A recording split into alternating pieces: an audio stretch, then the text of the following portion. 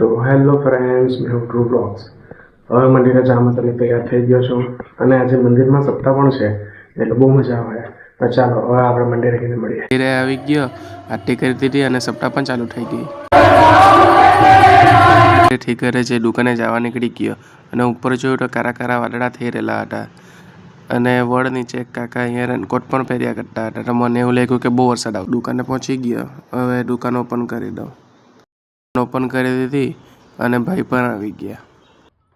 ટપકમાં લાગેલું એટલે કસ્ટમરને પણ આજ તો ભાઈ જ બતાવતા હતા. પતી ગયા અને બધું સરખું કરીને હવે રીલ શૂટ કરવા લાગ્યા. રીલ શૂટિંગ થઈ ગયું અને પછી સોમનાથ મંદિરે ગયા. સોમનાથ મંદિરે જઈ અહીંયા ભેલવાળા પાસે એક ચાઇનીઝ ભેલ લીધી અને પાણીપુરી ખાધી. પછી ઘરે આવતા રસ્તામાં મળ્યા ગણપતિ.